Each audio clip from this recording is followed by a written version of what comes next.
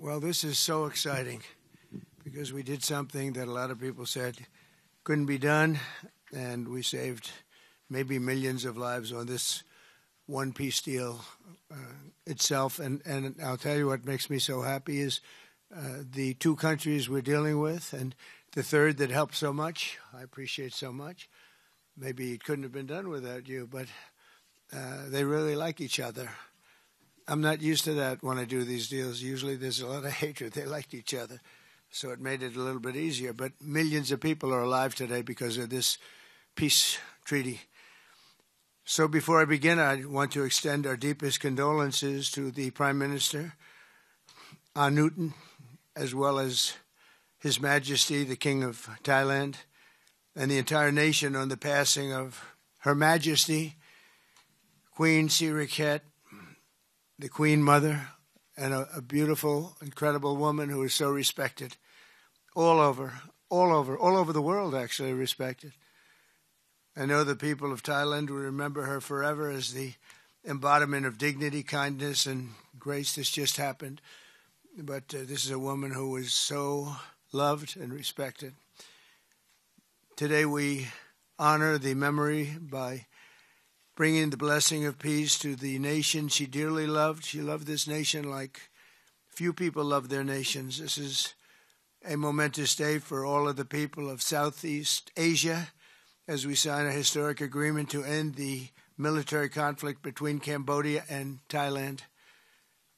And we're so honored to be involved in that. It's so important to me. Two great countries, but they were going at it.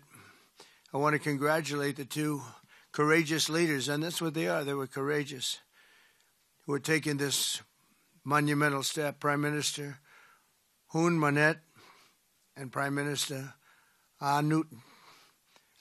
I also want to thank Prime Minister Anwar of Malaysia. I called him right at the beginning, and I said, you have two countries that are fighting right next to you.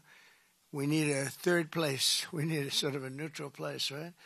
And he was there, and I said to him, if we get this solved, I'm coming to your country. And I told the truth, didn't I? A lot of times they say that, and that's the last you ever see. But I felt I had an obligation to come because you were so great, and the two men alongside of you are so great. Historic figures now. They're really historic figures. So I felt it was an obligation I had. I told it to you. That was about a year ago, and all of this has taken place. It's been so beautiful to see. It had started, and there was a lot of killing. And then when we got it stopped very quickly in this case. Some we did in 32 years. It took 32 years to get them stopped. They were fighting for a long time. This was very nasty, but it was stopped very quickly before it started. And the two leaders have great respect for each other.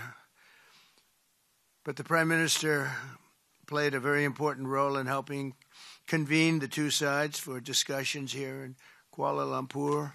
At the end of July, after extremely productive discussions, we reached a ceasefire agreement. And now these gentlemen, and they really are gentlemen, high-quality people, both went to college in the United States, and now these gentlemen are about to sign what we're calling the Kuala Lumpur Peace Accords. Good name. Both countries are agreeing to cease all hostilities and work to build good neighborly relationships, which have already started. 18 Cambodian prisoners of war will be released, and under this agreement, observers from ASEAN countries, including Malaysia, will be deployed to make sure that the peace prevails and endures. I have no doubt that it will. We have another situation like that right now in the Middle East, and Gaza. You might have read a little bit about Gaza, and that's another one we're very proud of. But we have a lot of people watching that. A lot of people. I think this is a much different kind of a thing. The two countries are getting along really well.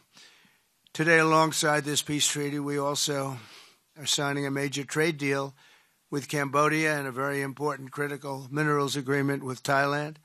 The United States will have a robust commerce and cooperation transactions, lots of them, with both nations as long as they live in peace. And I really feel that when we make deals, we see two countries that we do a lot of business with. We do a lot of business with both of them. We have to use that business to make sure they don't get into wars. But this is going to be a very long peace. So as you know, this is one of 8 wars that my administration has ended in just 8 months. We're averaging one a month. There is only one left, although I heard that Pakistan and Afghanistan have started up, but I'll get that solved very quickly. I know them both, and the Pakistan, the Field Marshal and the Prime Minister are great people, and I have no doubt we're going to get that done quickly. Jelajahi cara baru mendapatkan informasi. Download MetroTV Extend sekarang.